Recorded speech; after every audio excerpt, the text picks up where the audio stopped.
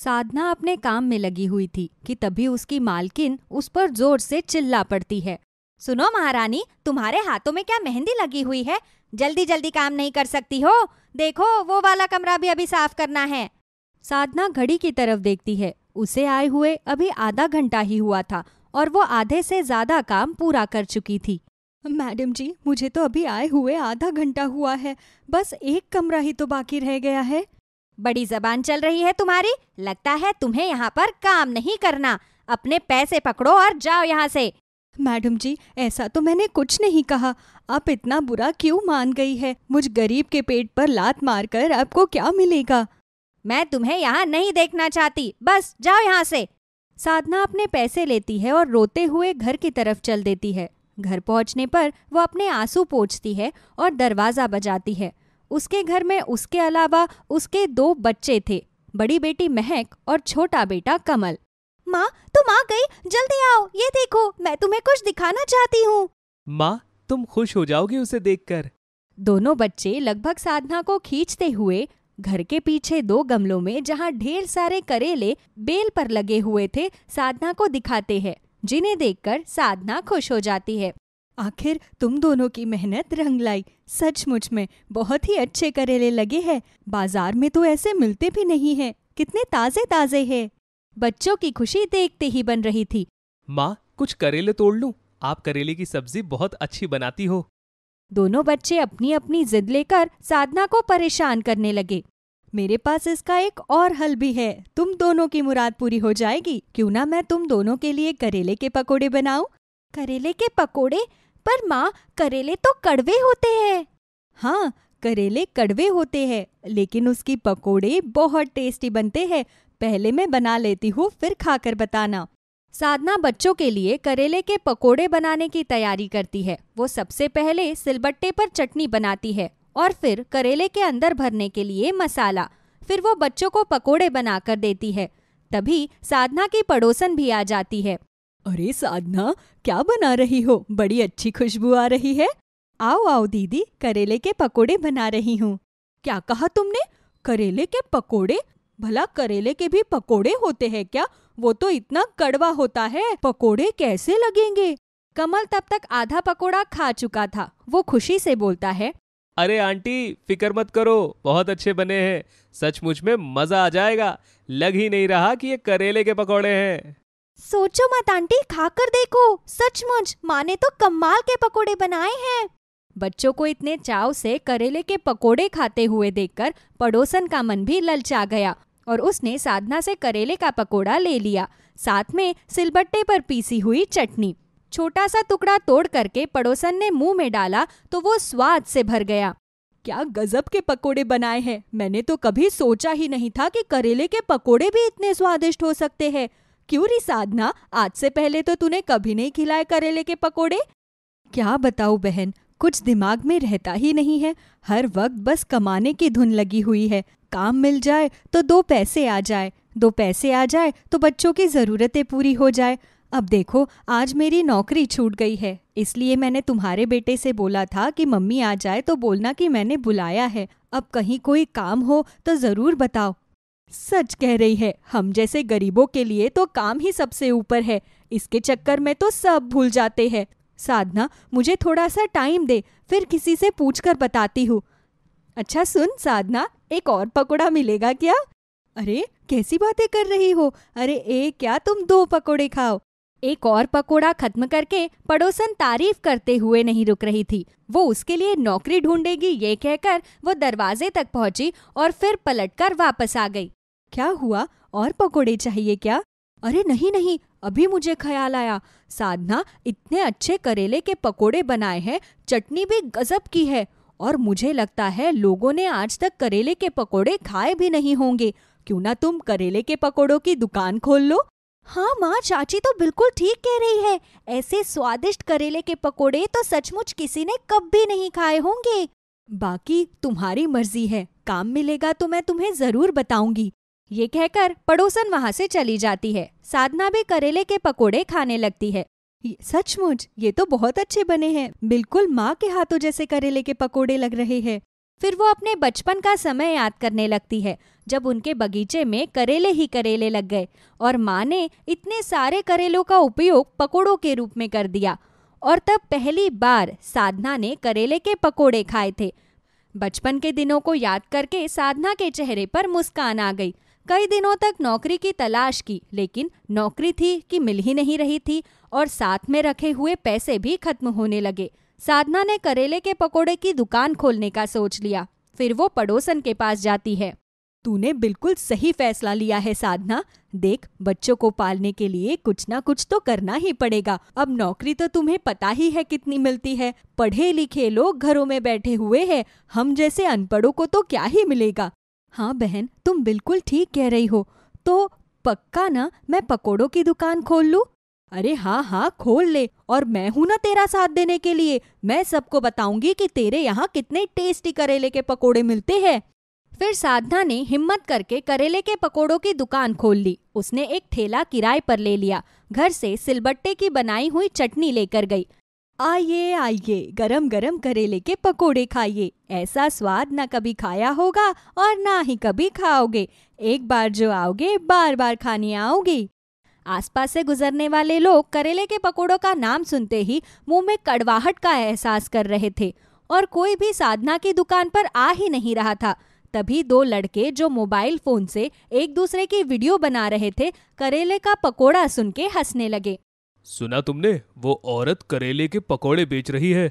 यार, हमें इस तरह हंसना नहीं चाहिए। क्या पता वो पकोड़े सचमुच में अच्छे बना रही हो। चल ना यार, वीडियो बनाते हैं। क्या पता उनके करेले के पकोड़े ही फेमस हो जाएं और हम इस तरह किसी का भला कर दें। ये सोचकर वो दोनों लड़के साधना के पास जाते हैं और पकोड़ों की प्लेट लगाने के लिए कहते हैं। आपने करेले के पकोड़े के बारे में ही क्यों सोचा? करेले तो कितने कड़वे होते हैं और कौन खाएगा? आप ये पकोड़े लीजिए और खाकर बताइए, क्या इन्हें कोई खाने के लिए वापस नहीं आएगा? साधना का कॉन्फिडेंस देखकर वो दोनों लड़के करेले का पकोड़ा खाने लगते हैं और खाते ही वाह वाह कर उठते हैं। बहुत बढ़िया, आपने बिल्कुल सच कहा। एक बारी जो खाएगा दोबारा जरूर खाने के लिए आएगा। तभी वो मोबाइल फोन साधना की तरफ कर देते हैं और लाइव टेलीकास्ट कर देते हैं कि देखिए, यहाँ पर एक औरत करेले के पकोड़े बना रही है जिनका स्वाद जबरदस्त है। फिर वो साधना को बोलने के लिए कहते हैं। मेरा आप सबसे हाथ जोड़कर निवेदन है कि एक बारी यहाँ आकर करेले के पकोड़े जरूर खाइए। उन दोनों के बहुत सारे दोस्त थे। उनके इस तरह लाइव करने पर अगले दिन कई लोग साधना के पास करेले के पकोड़े खाने के लिए आते हैं। साधना ने पकौड़ों की प्लेट का रेट 30 रुपए रखा हुआ था, जो देखते ही देखते हाथों हाथ बिक गई। जितने करेले मैं लेकर आई थी सारे निकल गए। हे भगवान, आज की मेहनत तो सफल हो गई। बस आगे भी ऐसे ही कृपा रखना। सारा सामान समेटकर साधना जब शाम को घर आती है तो वो बहुत खुश थी। साधना, कैसा रहा आज का दिन? बहन, सच कहूँ तो बहुत अच्छा रहा। कल तो मैं निराशा में डूब गई थी। सिर्फ 2 प्लेट पकोड़े निकले थे, बाकी आकर बच्चों को ही खिलाने पड़े। पर आज उन 2 लड़कों की वजह से मेरे पास काफी भीड़ लग गई। सोच रही हूँ कल ज्यादा करेले लेकर जाऊँ, क्या पता कल भीड़ और ज्यादा हो। तभी पड़ोसन का बेटा मोबाइल फोन हाथ में लेकर आता है और साधना और अपनी माँ को दिखाता है। साधना अपने आप को फोन पर देखते हुए, हाय रे दैया, इसका मतलब इन लोगों की वजह से मेरे यहाँ पर इतनी भीड़ लगी। भगवान उन दोनों की उम्र लंबी करे। अरे साधना, ये तो बहुत अच्छा हुआ। देख, अब जल्दी ही तू फेमस हो जाएगी। इस मौके को हाथ से मत जाने दे। इसका भरपूर फायदा उठा और अपने करेले के पकोड़ों का स्वाद बरकरार रखना। देखना, धूम मचा देंगे, धूम। साधना बहुत खुश थी। वो उस लड़के से फोन लेकर अपने बच्चों को भी दिखाती है। ये तो सब देख रहे होंगे ना माँ, अब तुम्हारी दुकान पर बहुत भीड़ लगेगी। साधना अपने बच्चों को गले लगा लेती है। अगले दिन वो बहुत सारे करेले लेकर जाती है और हाथों से सिलबट्टे की बनी हुई चटनी। मैं बहुत दूर से आई हूँ। आपके करेले के पकोड़ों की बहुत तारीफ सुनी है। वैसे मुझे करेले बिल्कुल भी पसंद नहीं है, लेकिन न जाने क्यों मेरा ये मन कर रहा है कि मैं एक बार ये जरूर खाकर देखूं। आप मुझे 1 प्लेट दे दीजिए। आपको निराशा नहीं होगी। आप एक बार खाओगे तो बार बार खाने आओगे। वो लड़की अपनी सहेलियों के साथ आई हुई थी। उसने जैसे ही करेले का पकोड़ा मुंह में डाला, उसे लगा ही नहीं कि वो करेले का पकोड़ा है। स्वाद से और मसाले से भरपूर करेले का पकोड़ा खाकर वो सब खुश हो गई और साधना की बहुत तारीफ की। फिर उन लड़कों की तरह उन्होंने भी साधना के साथ वीडियो बनाई। इस तरह धीरे धीरे सब जगह साधना की वीडियो वायरल होने लगी और लोगों के अंदर करेले के पकोड़े खाने की जिज्ञासा भी। साधना के पास अब काफी भीड़ थी। वो बहुत सारे करेले लेकर आती है और करेले के पकोड़े खाने के लिए देती। कुछ महीनों बाद पाई पाई को मोहताज रहने वाली साधना के पास में अच्छा खासा पैसा जमा हो गया। अब उसके बच्चे भर पेट खाना खा रहे थे, अच्छे कपड़े पहन रहे थे। वो बार बार भगवान को धन्यवाद देना कभी नहीं भूलती और इस तरह करेले के पकोड़े ने साधना की जिंदगी को बिल्कुल बदल कर रख दिया। जानकी अपने बेटे सूरज के साथ विलासपुर नाम के एक गांव में रहती थी। जानकी के पति का देहांत बहुत सालों पहले ही हो गया था, जिसके बाद उसने पूरी जिंदगी अपना घर चलाने के लिए छोटे मोटे काम करके ही सूरज को पाला पोसा था। हे भगवान, मुझ गरीब के घर में कौन अपनी बेटी देगा? अगर वो जिंदा होते तो आज हमें इस गरीबी में न रहना पड़ता। चिंता मत करो माँ, अब तो मैं भी कमाने लगा हूँ। धीरे धीरे करके हमारे घर के हालात ठीक हो जाएंगे। लेकिन बेटा, अब मेरा शरीर जवाब देने लगा है। मैं अब इन घर के कामों और जिम्मेदारियों को नहीं संभाल सकती। मैं चाहती हूँ कि जल्द से जल्द मेरे घर में बहू आ जाए तो वो आकर इस घर को संभाल ले। जानकी अपने बेटे से ये सभी बातें कर ही रही होती है कि तभी उसके घर पर उसके बचपन की सहेली यशोदा आती है। अरे यशोदा, कितने दिनों बाद आना हुआ, कैसी है? घर परिवार में सब ठीक है? हाँ बहन, सब ठीक है। मैं तो बस तेरा हालचाल पूछने आई थी। मैं भी ठीक हूँ। बस सूरज के लिए एक अच्छी सी बहू मिल जाए तो फिर मेरी सारी चिंता दूर हो जाएगी।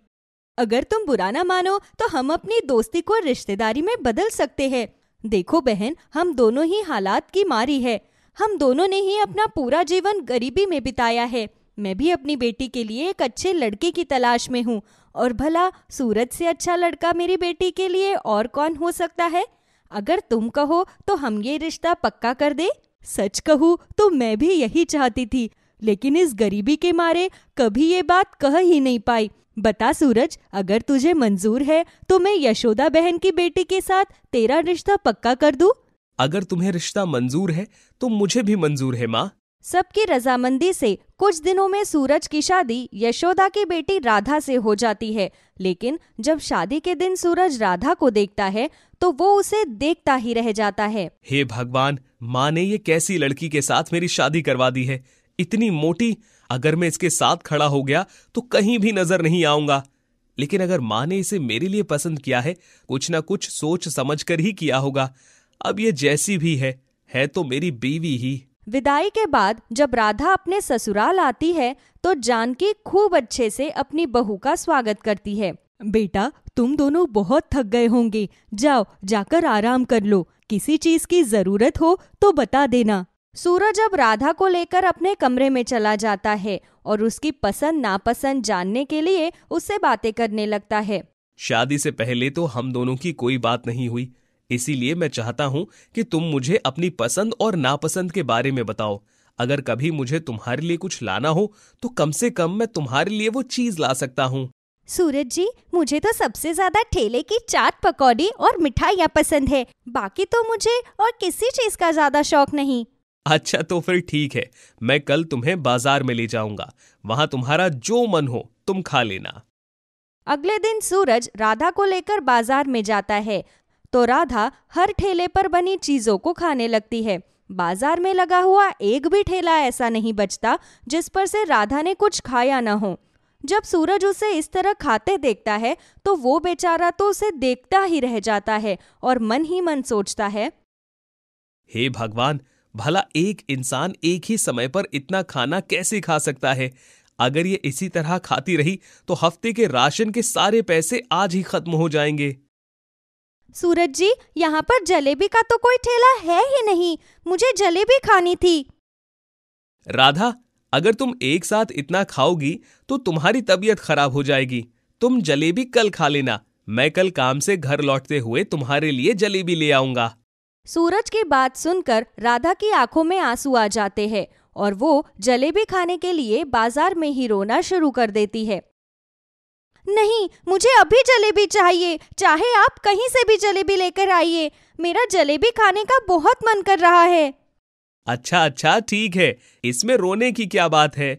मैं नंदलाल हलवाई के यहाँ से तुम्हारे लिए जलेबी खरीद कर ले आता हूँ। अब सूरज नंदलाल हलवाई के पास जाकर 1 किलो जलेबी लेकर आता है, लेकिन राधा बाजार में ही उस 1 किलो जलेबी को अकेले ही चट कर जाती है। ये जलेबी तो बहुत ही स्वादिष्ट थी, लेकिन थोड़ी कम थी। कल आप मेरे लिए 2 किलो जलेबी लेकर आना। क्या कहा? 2 किलो जलेबी? मैं ये 1 किलो जलेबी हम तीनों के लिए लेकर आया था और तुम इसे अकेले ही खा गईं। सूरज की ये बात सुनकर राधा फिर से रोना शुरू कर देती है। बाजार में खड़े सभी लोग रोते हुए राधा को देखकर सूरज को घूर घूर कर देखने लगते हैं। अरे चुप हो जाओ राधा, मैंने तुमसे ऐसा तो कुछ भी नहीं कहा कि तुम रोना शुरू कर दो।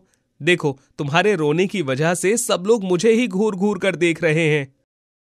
देखिए, आप इस तरह मेरे खाने पर नजर मत लगाइए। जब भी कोई मेरे खाने पर नजर लगाता है तो मुझे खुद ब खुद ही रोना आ जाता है। अच्छा बाबा ठीक है, नहीं लगा रहा मैं तुम्हारे खाने पर नजर। चलो अब घर चलते हैं। सूरज और राधा जैसे ही घर पहुंचते हैं तो राधा फिर से उससे रात के खाने के बारे में पूछने लगती है। माँ जी बताइए, आज मैं रात के खाने में क्या बनाऊं? मुझे तो भूख लगनी शुरू हो गई है। क्यों बेटा, क्या सूरज तुम्हें बाजार से कुछ खिलाकर नहीं लाया? खिलाए तो था माँ जी, गोलगप्पे, टिक्की की चाट, दही बड़े, छोले भटूरे, कचौड़ी, समोसे और बस 1 किलो जलेबी। अब आप ही बताइए, इतने से खाने से किसी का पेट थोड़ी ना भरेगा। घर का खाना तो खाना ही पड़ेगा ना। क्या तुम मुझसे कोई मजाक कर रही है क्या बहू? नहीं माँ, यही सच है। थोड़े दिन रुक जाओ, तुम्हें भी सब समझ में आ जाएगा। अरे आप दोनों वो सब छोड़िए, मैं आज रात के खाने में दाल, चावल, रोटी और आलू का चोखा बना लेती हूँ। आप दोनों को ये खाना पसंद है ना? हाँ हाँ, बहुत पसंद है, बना लो। अब राधा एक बड़ा कुकर भर के दाल और एक बड़ा कुकर भर के चावल बनाती है और साथ ही 2 किलो आलू का चोखा बनाकर साथ में 40-50 रोटियां सेक लेती है। हे भगवान, इतना सारा खाना! तूने किसी को दावत पर बुलाया है क्या बहू? नहीं माँ जी, अगर मैंने किसी को दावत पर बुलाया होता तो इतना कम खाना थोड़ी ना बनाती। ये खाना तो हम तीनों के लिए है। अब वो तीनों खाना शुरू करते हैं तो जानकी और सूरज 2-2, 3-3 रोटियां खाकर उठ जाते हैं, लेकिन राधा अकेले ही बाकी का सारा खाना खाकर खत्म कर देती है। बहू, ये तू क्या कर रही है? अगर तू एक साथ इतना खाना खाएगी तो बीमार हो जाएगी। खामखा ही इस छोटी सी उम्र में डॉक्टर के चक्कर काटने पड़ेंगे। अपनी सास की बात सुनकर राधा फिर से रोना शुरू कर देती है और रोती हुई अपने कमरे में चली जाती है। अरे बेटा, इसने रोना क्यों शुरू कर दिया? मैंने तो बस इसके भले के लिए ही कहा था। मैं जानता हूं माँ, लेकिन ये हमारी बात को समझ ही नहीं रही है। ना जाने आगे क्या होगा। मुझे तो ये समझ में नहीं आ रहा कि इसने एक ही दिन में पूरे हफ्ते का राशन खत्म कर दिया। एक तो हम वैसे भी इतने गरीब हैं, और अगर हम रोज इतना सारा खाना बनाने लगे तो मैं तो सड़क पर ही आ जाऊंगा। धीरे धीरे सूरज और राधा की शादी को अब 1 महीना बीत जाता है, लेकिन इस 1 महीने के अंदर राधा इतना खाना खा लेती है कि सूरज की तनख्वाह के साथ साथ उसके सेविंग्स के सारे पैसे भी अब खत्म होने लगते हैं। सूरज जी, मैंने आपसे कहा था ना कि घर आते वक्त मेरे लिए नंदू हलवाई के यहाँ से शुद्ध खोए के पेड़े और बर्फी लेकर आना। आप मेरे लिए वो लेकर क्यों नहीं आए? राधा, तुम समझने की कोशिश क्यों नहीं करती? तुम्हें पता भी है कि पिछले 1 महीने में मेरी तनख्वाह के साथ साथ मेरी सेविंग्स के भी सारे पैसे सिर्फ तुम्हारे खाने में खर्च हो गए हैं। अब मेरे पास बिल्कुल भी पैसा नहीं है, इसीलिए प्लीज तुम अपना ये खाना पीना थोड़ा कम करो, नहीं तो अगले महीने तक मुझे मंदिर के बाहर बैठकर भीख मांगनी पड़ेगी। मैं सब समझ गई जी कि आप मुझसे कोई प्यार नहीं करते। आप भी बाकी सब की तरह मुझे मेरे खाने पीने पर टोकते हैं। तुम समझने की कोशिश क्यों नहीं कर रही हो राधा? मुझे आपकी कोई बात नहीं सुननी जी। सूरज की बात सुनकर राधा रोती हुई अपने कमरे में चली जाती है और अंदर का दरवाजा बंद करके अकेली कमरे में सो जाती है। बेचारे सूरज को राधा की वजह से उस रात बाहर बरामदे में ही सोना पड़ता है। सुबह जब सूरज और उसकी माँ राधा को घर में ढूंढते हैं तो उन्हें राधा कहीं भी नहीं मिलती, जिस वजह से वो दोनों बहुत ही परेशान हो जाते हैं। हे भगवान, मेरी बहू कहाँ चली गई? ना तो वो अपने मायके गई है और ना किसी सहेली के घर। अब उसे ढूंढे तो कहाँ ढूंढे? ऐसा क्या कह दिया तूने मेरी बहू को, जो मेरी बहू घर छोड़कर ही चली गई? मैंने उससे ऐसा तो कुछ भी नहीं कहा माँ, बस जो बात थी वो मैंने उससे कही। एक तो वो मेरी बात समझती नहीं, ऊपर से तुम भी मुझे ही सुना रही हो। बेटा, अगर बहू नहीं मिली तो हम उसके घर वालों को क्या जवाब देंगे? तू मुझे देवी माँ के मंदिर ले चल। अब तो देवी माँ ही मेरी बहू को मेरे घर वापस लेकर आएगी। सूरज अब अपनी माँ को लेकर देवी माँ के मंदिर जाता है तो उन दोनों की नजर भंडारे में बैठी राधा पर पड़ती है। अरे बाप रे बाप, हम यहाँ सुबह से इसके लिए परेशान हो रहे हैं और ये यहाँ पर बैठी आराम से भंडारा खा रही है। भाई साहब, ये बहन जी आपके साथ हैं क्या? हाँ भैया, ये मेरी पत्नी है। क्यों, क्या हुआ? कुछ नहीं, बस मैंने आज से पहले ऐसा कोई इंसान नहीं देखा जो घंटों तक लगातार इतना खाना खा सकता हो। सुबह से जब से भंडारा शुरू हुआ है तब से लगातार भंडारे में बैठकर खाए ही जा रही है। उस आदमी के इतने कहते ही राधा को अचानक बहुत तेज खांसी आने लगती है और वो खांसती खांसती अचानक वहीं पर बेहोश हो जाती है। तभी सूरज वहां पर एम्बुलेंस को कॉल करके बुलाता है। अस्पताल में चेकअप करने के बाद डॉक्टर राधा को दवाई देते हैं, जिससे उसे थोड़ी देर में होश आ जाता है। डॉक्टर साहब, मेरी पत्नी को क्या हो गया था? वो अचानक बेहोश कैसे हो गई? देखिए, आपकी बीवी का कोलेस्ट्रॉल लेवल बहुत बढ़ गया है, जिसकी वजह से उनके हाथ पर प्रेशर आ गया था। अगर ऐसे ही चलता रहा तो कुछ ही दिनों में शायद इन्हें हार्ट अटैक भी आ सकता है। क्या कहा डॉक्टर साहब? Heart attack? जी हाँ, आप जरूरत से बहुत ज्यादा खाना खाती हैं और तो और आप उसे हजम करने के लिए कोई भी फिजिकल एक्टिविटी नहीं करती। अगर आपने समय रहते अपने रूटीन और लाइफस्टाइल को नहीं सुधारा तो वो दिन दूर नहीं कि आपको हार्ट अटैक आ जाएगा। मैं आपको एक डाइट और एक्सरसाइज का चार्ट बना कर देता हूँ, अब से आप सिर्फ उसको ही फॉलो करेंगी। डॉक्टर की बात सुनकर राधा इस बार बहुत सीरियस हो जाती है। अब वो डॉक्टर के बताए अनुसार अपना खान पान ठीक कर लेती है और साथ ही एक्सरसाइज करनी भी शुरू कर देती है। कुछ ही महीनों में उसका वजन भी घटने लगता है और वो खुद को पहले से ज्यादा तंदुरुस्त महसूस करने लगती है।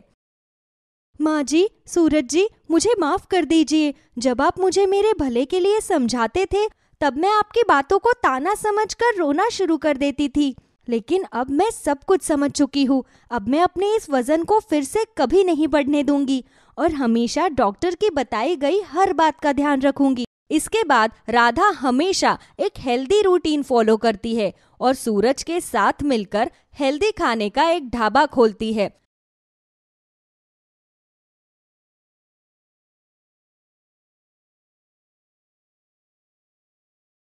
सावित्री ने तीसरी बार भी कन्या को जन्म दिया तो घर में खुशियों की जगह जैसे मातम सा छा गया। सावित्री को पूरा विश्वास था कि इस बार बेटा ही पैदा होगा, परंतु हाय किस्मत, सावित्री ने फिर से बेटी को जन्म दिया। सावित्री की सास शीला बड़े गुस्से में थी। अरे बहू, अपने फूटे भाग लेकर तुझे मेरे ही बेटे के पल्ले पड़ना था। अब मेरा गरीब बेटा 3-3 बेटियों की शादी कैसे कर पाएगा? सास की बात सुनकर सावित्री रोने लगी। सावित्री का पति सतपाल अपनी माँ से कहता है, माँ, इसमें इस बेचारी का क्या दोष? ये तो भगवान की देन है। जच्चा बच्चा दोनों स्वस्थ हैं, तुम्हें तो खुश होना चाहिए। अरे जोरू के गुलाम, तू तो अपनी बीवी की ही पैरवी करेगा। मैं पोते का मुंह देखे बिना नहीं मरने वाली। दूसरा ब्याह रचाऊंगी तुम्हारा, समझा? माँ, तुम भी कैसी बातें करती हो? अब मेरी दूसरी शादी की बात करती हो? अभी क्या मेरी उम्र है दूसरी शादी करने की? अब अगर मेरी दूसरी शादी की बात की तो मेरे मुंह से कड़वी बात ही सुनोगी।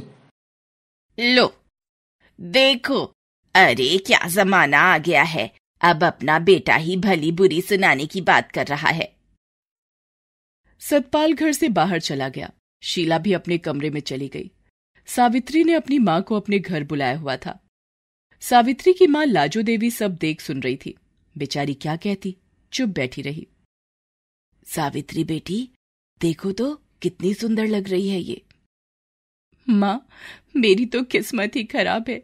ये भी शायद खराब किस्मत लेकर पैदा हुई है। देखो ना, इसके सर में ये गुम्मड़ जैसे ना जाने क्या है।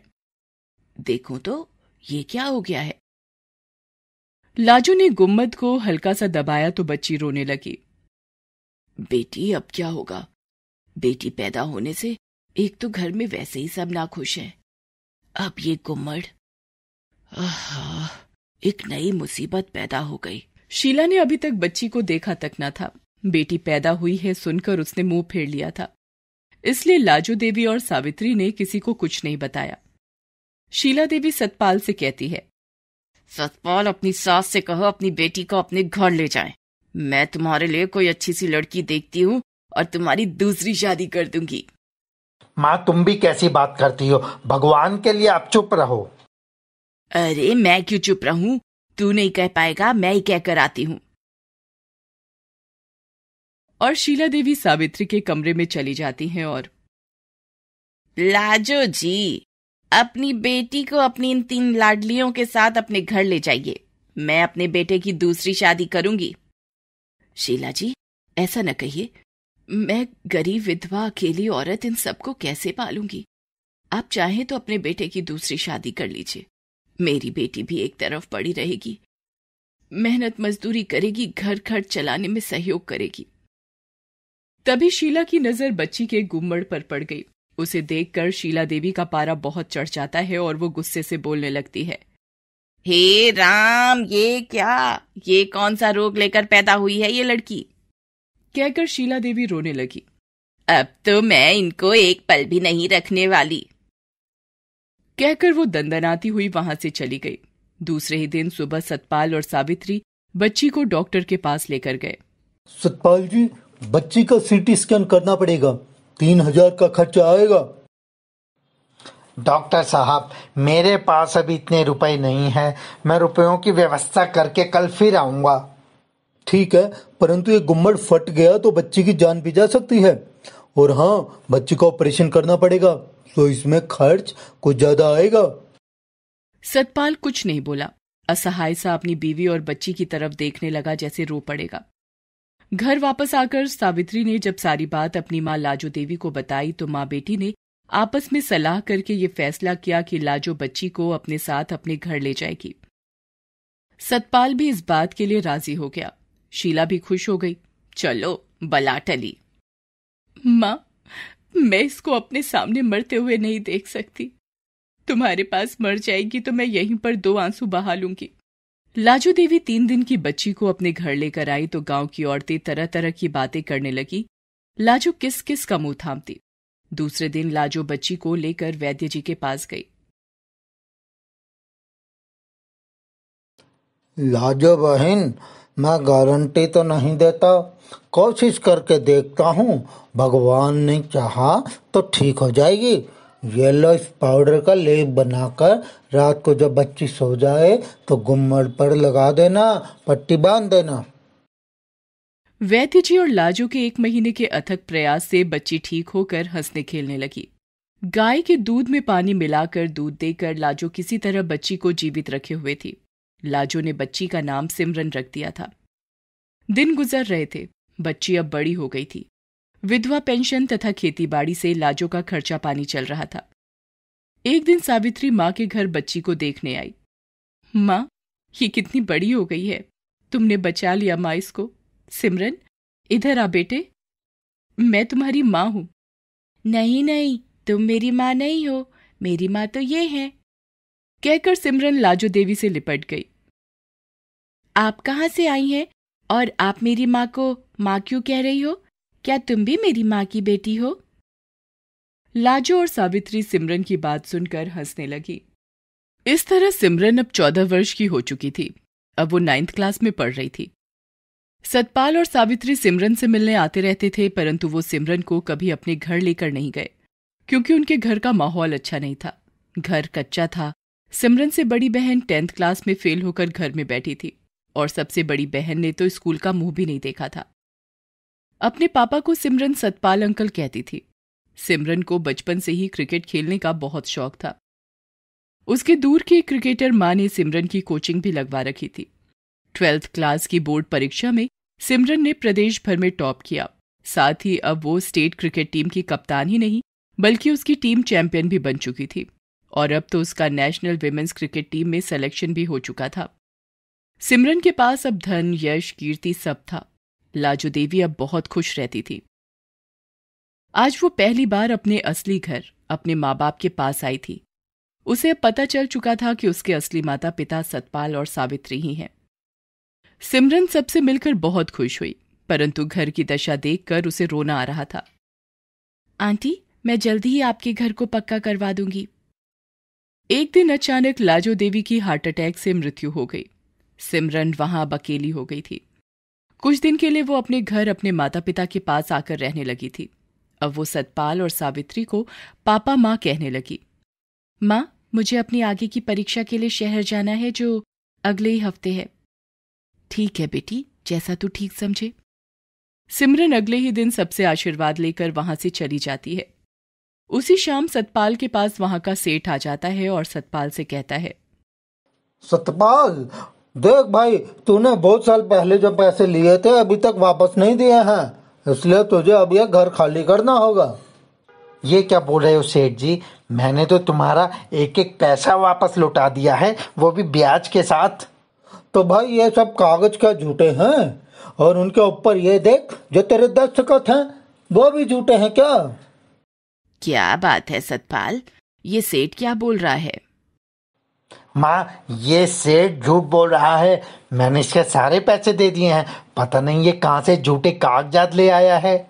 मैं तुमको बस 1 महीने का समय देता हूँ सतपाल, और उसके बाद मेरे आदमी यह मकान खाली करवा लेंगे। मैं ऐसे ही नहीं इस गांव का मुखिया बन गया हूँ।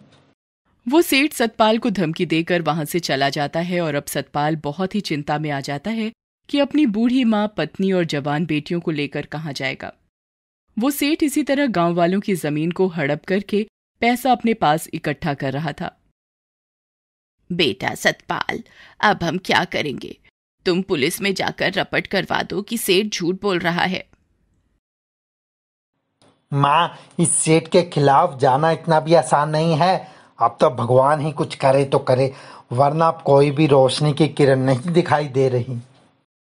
1 महीना भी बीत जाता है और फिर सेठ अपने बदमाशों के साथ वहां पहुंच जाता है और सतपाल का घर खाली कराने लगता है। चलो उठाकर घर से बाहर गिरा दो सारा सामान। नहीं सेठ जी, आप ऐसा नहीं कर सकते। मैं अपने परिवार को लेकर कहाँ जाऊंगा? मेरी बूढ़ी माँ है, मेरी 2 जवान बेटियां हैं। ये तू सोच कि कहाँ जाएगा इन सबको लेकर? मुझे अपना पैसा चाहिए बस। जो भी घर से बाहर ना निकले उसको भी धक्के देकर बाहर निकाल दो। सेठ के आदमी घर में जाने लगे कि तभी पुलिस की गाड़ी वहां पर आकर रुकती है और एक पुलिस अफसर वहां पर आ जाती है। और वो पुलिस अफसर और कोई नहीं, सतपाल की छोटी लड़की सिमरन थी। वो अपनी मेहनत से पुलिस अफसर बन गई थी। क्यों सेठ जी, आपसे पैसा ब्याज पर लिया था मेरे पिताजी ने और वो आपको वापस नहीं मिला, क्या ये सही है? सेठ डर गया था और डर के कारण कुछ भी नहीं बोल रहा था। तभी वहां पर लोग इकट्ठा हो जाते हैं और वो पुलिस को सारी बात बताने लगते हैं कि किस तरह से ये लालची सेठ सबकी जमीन पर कब्जा कर लेता है।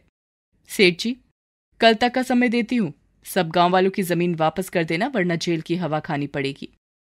सेठ पुलिस के डर से सबकी जमीन वापस कर देता है और सारे गांव वाले भी अब खुश थे। शीला देवी बहुत खुश थीं। वो सिमरन के पास आकर बोलती हैं, बेटी, मुझे माफ कर दे। तेरे पैदा होने पर मैंने तेरी माँ को बहुत बुरा कहा था। मुझे माफ कर दे बेटी। मुझे आपसे कोई शिकायत नहीं है दादी। मैं आपसे ये कहना चाहती हूँ कि लड़की भी लड़कों से कम नहीं होती। आज लड़कियां भी देश की प्रधानमंत्री बन रही हैं, हवाई जहाज चला रही हैं, पुलिस में हैं। आपको अपनी सोच अब बदलनी होगी। हाँ बेटी, आज तूने ये साबित कर दिया कि लड़कियां भी लड़कों से कम नहीं हैं। दोनों दादी पोती गले मिलती हैं और सावित्री देवी और सतपाल दूर से खड़े होकर मुस्कुरा रहे थे। गरीब की दोस्ती। ये बात है एक छोटे से गांव बीजापुर की। वहां पर राजू नाम का एक लड़का रहता था। बचपन में एक हादसे के दौरान उसके माता पिता चल बसे और उसकी भी आंखों की रोशनी चली गई। उसकी मौसी ने उसको पाल पोस कर बड़ा किया। एक दिन राजू ने फैसला किया कि वो शहर में जाकर रहेगा और कुछ भी करके अपना गुजारा करेगा। इसलिए उसने जाकर अपनी मौसी से बात की। मौसी, मैं शहर जाना चाहता हूँ। बेटा राजू, तू शहर क्यों जाना चाहता है? वहां तेरा ध्यान कौन रखेगा? और बेटा, तू जो सुबह सुबह भजन गाता है, उसको सुनकर ही तो मेरी सुबह होती है। मैंने सुना है कि शहर में हम जैसे अंधे लोगों को भी कोई ना कोई काम मिल जाता है। यहाँ गांव में मैं दिन भर बस गाता ही रहता हूँ। क्या गाना गाकर हमारा गुजारा चलेगा मौसी? बेटा, तो क्या हुआ, तू गांव में ही रह। जिस तरह भगवान ने अब तक चलाया है, आगे भी हमारी गुजर बसर हो जाएगी। ठीक है मौसी, जैसा तुम कहो, मैं यहीं पर रहता हूँ। और राजू सोने के लिए चला जाता है। आधी रात को जब सारा गांव सो रहा था तो राजू चुपके से उठता है और वहां से चल देता है। मुझे माफ करना मौसी, मुझे इस तरह से तुम्हें छोड़कर जाना पड़ रहा है। राजू अकेला ही शहर की तरफ चल पड़ता है और वो पैदल ही शहर पहुंच जाता है। राजू को भूख भी लगने लगी थी। उसके पास कुछ पैसे थे तो वो कुछ खाने की तलाश में चल देता है। क्या यहाँ पर कुछ खाने की दुकान है? एक आदमी राजू से पूछता है। क्यों, तुम्हें खाने की दुकान पर जाना है? हाँ भाई, मैं देख नहीं सकता, इसलिए क्या तुम मुझे वहां तक छोड़ सकते हो? हाँ हाँ, क्यों नहीं, चलो मेरा हाथ पकड़ लो, मैं तुमको वहां तक ले चलता हूँ। वो आदमी राजू को थोड़ी दूर ले चलता है और एक जगह रुकने के बाद, लो भाई, मुझे पैसे दे दो, मैं तुमको यहीं पर खाने के लिए ला देता हूँ, तुम यहीं पर बैठ जाओ। वो आदमी राजू के पैसे लेकर चला जाता है लेकिन वापस नहीं आता। राजू वहीं पर उसका इंतजार करता रहता है। बहुत देर होने पर जब वो वापस नहीं आता तो राजू घबरा जाता है। हे भगवान, वो आदमी अभी तक नहीं आया। कहीं वो मेरे पैसे लेकर तो नहीं चला गया? मेरे पास तो पैसे भी नहीं हैं और सुबह से कुछ खाया भी नहीं। अब मैं उस आदमी को ढूंढने कहाँ जाऊं? राजू उठता है और वहां से चल देता है। चलते चलते राजू सड़क के किनारे पहुंच जाता है और सड़क पार करने लगता है। लेकिन सामने से एक गाड़ी बहुत तेजी से आ रही थी कि तभी एक हाथ राजू को पकड़ लेता है। अरे भाई, अंधे हो क्या? अभी वो गाड़ी वाला तुमको उड़ाकर चला जाता। हाँ भाई, अंधा ही हूँ। क्या? देखो भाई, मुझे माफ करना, मैं नहीं जानता था कि तुम नहीं देख सकते। लेकिन तुम यहाँ क्या कर रहे हो? भाई, एक आदमी मेरे पैसे लेकर चला गया। मैंने उसको कुछ खाना लाने के लिए अपने पैसे दिए थे। फिर राजू सोहन को अपने बारे में सब बता देता है। सब कुछ जानने के बाद सोहन राजू को अपने साथ अपने घर ले जाता है और उसको खाने के लिए भी देता है। देखो राजू, मैं भी यहाँ पर अकेला ही रहता हूँ। मेरा भी इस दुनिया में कोई नहीं है और एक हादसे में मैं अपना एक पैर भी खो चुका हूँ। अगर तुम चाहो तो मेरे साथ रह सकते हो। सोहन, क्या मुझे कोई काम मिल सकता है यहाँ पर? भाई, यहाँ तो अच्छे खासे लोग भी खाली घूम रहे हैं, फिर तुम्हें काम कैसे मिलेगा? और तुम क्या करते हो सोहन? देखो, मैं दिन में दुकान पर हिसाब किताब करता हूँ और रात में पढ़ाई। मैं सरकारी नौकरी की तैयारी कर रहा हूँ राजू, उसके लिए मुझे बहुत पढ़ना पड़ता है। राजू और सोहन इसी तरह बात करते हुए सो जाते हैं। अगले दिन सुबह मोहन अपने काम पर जाने लगता है तो राजू से कहता है, देखो राजू, मैंने खाना बनाकर रख दिया है, तुम दिन में खा लेना। सोहन वहां से चला जाता है। राजू भी कुछ देर बाद वहां से बाहर चला जाता है। वो सोच रहा था कि वो क्या करे जिससे कि कुछ पैसे भी कमा सके। वो उस शहर में लोगों के पास काम मांगने के लिए जाता है, लेकिन जैसे ही लोगों को पता चलता है कि वो देख नहीं सकता तो लोग उसको काम के लिए मना कर देते हैं। अब मैं क्या करूं? मुझे तो कोई भी काम नहीं दे रहा। अब मैं गांव भी क्या मुंह लेकर जाऊंगा? थका हारा राजू वहीं पर बैठ जाता है। शाम होने पर वो सोहन के घर की तरफ चल देता है और थोड़ी देर में वो घर पहुंच जाता है। सोहन भी घर आ चुका था। राजू को आता देख वो बोलता है, अरे राजू, तुम कहां से आ रहे हो? शहर घूमने के लिए गए थे क्या? हाँ सोहन, मैंने सोचा सारा दिन घर पर क्या करूंगा, इसलिए घूमने चला गया था और काम की भी तलाश कर रहा था। तो क्या हुआ, काम नहीं मिला क्या? कहीं काम नहीं मिला सोहन। जैसे ही लोगों को पता चलता था कि मैं देख नहीं सकता, वो मुझे वहां से भगा देते थे। कोई बात नहीं, तुम मन छोटा मत कर, चल आज आराम कर ले। दोनों दोस्त खाना खाकर कुछ देर बातें करते हैं। फिर राजू सो जाता है और सोहन पढ़ाई करने लग जाता है। सोहन को यही समय मिलता था पढ़ने के लिए, क्योंकि दिन में तो वो काम करता था। आखिर क्या करता? अगर वो ये काम न करता तो खाने और रहने की व्यवस्था कैसे होती? अभी सोहन को कुछ ही देर हुई थी पढ़ते हुए कि लाइट चली जाती है। लो, आज फिर ये बिजली चली गई। अगर ये रोज ऐसे ही जाएगी तो मैं पढ़ूंगा कैसे? सोहन कुछ देर बैठकर इंतजार करता है और फिर सो जाता है। अगली सुबह होने पर सोहन तैयार होकर अपने काम के लिए जाने लगता है और जाते जाते राजू को कहता है, अच्छा राजू, मैं काम पर जा रहा हूँ, तुम अपना ध्यान रखना। ठीक है सोहन। सोहन के जाने के बाद थोड़ी देर में राजू भी काम की तलाश में निकल पड़ता है। राजू दिन भर शहर में घूमता है, लोगों के पास काम मांगने के लिए जाता है, लेकिन आज भी वही सब हुआ जो कल हुआ था। राजू थक हार कर एक मंदिर के सामने बैठ जाता है। हे भगवान, क्या मेरे लायक ऐसा कोई भी काम नहीं कि कोई मुझसे करवा सके? राजू वही मंदिर के सामने गाना गाने लगता है। उसकी आवाज बहुत ही मधुर थी, इसलिए जो भी उसका गाना सुनता वो उसकी तरफ खींचा चला आता, और इस तरह अब उसके चारों तरफ लोग इकट्ठा हो गए थे और उसका गाना सुन रहे थे। लेकिन राजू इस बात से अनजान था कि उसका गाना सुनकर लोग उसके आसपास इकट्ठा हो गए थे। जैसे ही राजू गाना बंद करता है, उसके पास कुछ लोग आते हैं और उसके हाथ में पैसे देकर जाने लगते हैं। वाह बेटा, तुमने तो बहुत अच्छा गाना गाया। तुम्हारे ऊपर तो माँ सरस्वती का आशीर्वाद है। कौन है और ये मेरे हाथ में सब क्या देकर जा रहे हो? बेटा, तुम मंदिर के सामने गाना गा रहे थे ना, इसलिए ये सब तुमको पैसे देकर जा रहे हैं। नहीं नहीं, मुझे भीख नहीं चाहिए, मैं भिखारी नहीं हूँ। अपने पैसे वापस ले जाओ सब, मैं भिखारी नहीं हूँ, मुझे किसी के पैसे नहीं चाहिए। अगर कोई दे सकता है तो मुझे काम दे दो। बेटा, सारे लोग तो जा चुके हैं, अब कोई भी यहाँ पर नहीं है। बाबा, तुम कौन हो? तुम नहीं गए? बेटा, मैं तो यही मंदिर के सामने ही रहता हूँ और आने जाने वालों से पैसे मांग कर ही अपना पेट पालता हूँ। अच्छा बाबा, तो ये पैसे आप रख लो। राजू सारे पैसे उस बाबा को देकर वापस सोहन के घर की तरफ चल देता है।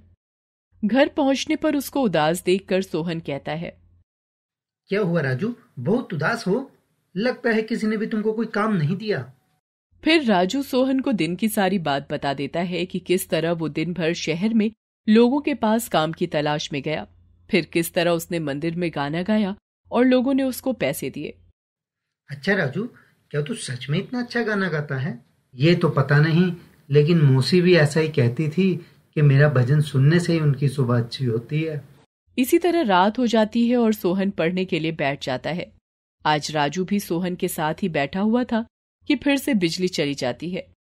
सोहन फिर से गुस्सा करता है तो राजू पूछता है, क्या बात है सोहन, तुम गुस्सा क्यों कर रहे हो?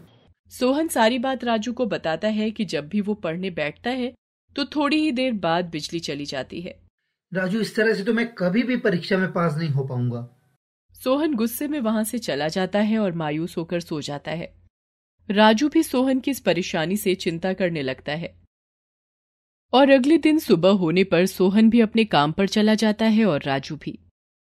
मुझे सोहन के लिए कुछ तो करना ही होगा। वो मेरा दोस्त है, उसने मुझे रहने के लिए जगह दी।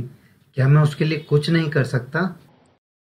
राजू यही सब सोचता हुआ जा रहा था।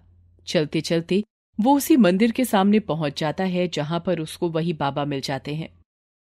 वो बाबा राजू के पास आते हैं और राजू उनको अपने बारे में बताता है और अपने दोस्त की परेशानी भी बताता है। बेटा, इसका एक ही हल है, तुम बैटरी से चलने वाला बल्ब ले लो, लेकिन उसके लिए थोड़े ज्यादा पैसों की जरूरत होती है। अगर मेरे पास होते तो मैं तुम्हारी मदद जरूर करता बेटा, लेकिन तुम कल के जैसे अगर गाना गाओ तो 2-3 दिन में ही इतने पैसे आ सकते हैं कि तुम बैटरी वाला बल्ब ले सको। ठीक है बाबा, मैं कुछ भी करने के लिए तैयार हूँ अपने दोस्त के लिए। फिर राजू मंदिर के सामने पहुंचकर फिर से गाना गाने लगा और फिर से वही सब हुआ। लोग वहां आए और कुछ ने राजू को पैसे भी दिए, लेकिन आज राजू ने वो पैसे अपने पास रख लिए। राजू इसी तरह 3-4 दिन मंदिर के सामने आता और गाना गाता। और आज राजू के पास इतने पैसे हो गए थे कि वो बैटरी वाला बल्ब ले सके। वो बाबा के साथ जाकर वो बैटरी वाला बल्ब ले आता है। बाबा, आज मैं बहुत खुश हूँ, आज मैं बहुत खुश हूँ, मैं जल्दी घर जाता हूँ। आज राजू सोहन से भी पहले घर पहुंच जाता है। जब सोहन घर पहुंचता है तो राजू को घर पाकर वो बोलता है, क्या बात है राजू, आज तुम इतनी जल्दी आ गए? हाँ दोस्त, आज ज्यादा लोगों से नहीं मिला इसलिए जल्दी आ गया। रात होने पर फिर से वही होता है। सोहन पढ़ने लगता है और कुछ ही देर में बिजली चली जाती है। अंधेरा हो जाता है, लेकिन अचानक से रोशनी होने पर सोहन जब देखता है तो राजू बैटरी वाला बल्ब लिए खड़ा हुआ था। सोहन, अब तुमको चिंता करने की कोई जरूरत नहीं। जब भी बिजली जाएगी तो तुम ये बैटरी वाला बल्ब दिलाकर पढ़ाई कर लेना दोस्त। राजू, लेकिन तू ये लाया कहाँ से? तेरे पास इतने पैसे कहाँ से आए? राजू सोहन को सारी बात बता देता है कि किस तरह उसने ये सब किया। सोहन राजू को अपने गले से लगा लेता है। राजू मेरे दोस्त, तूने मेरे लिए वो काम क्यों किया जो तू करना भी नहीं चाहता? सोहन, जब तू बड़ा अफसर बन जाएगा तो हम दोनों की ही जिंदगी संवर जाएगी ना दोस्त, यही सब सोचकर। अब सोहन रोज रात को अच्छे से पढ़ाई करने लगा, क्योंकि अब उसकी बिजली की परेशानी भी दूर हो चुकी थी। दोनों की दोस्ती और भी पक्की हो चुकी थी।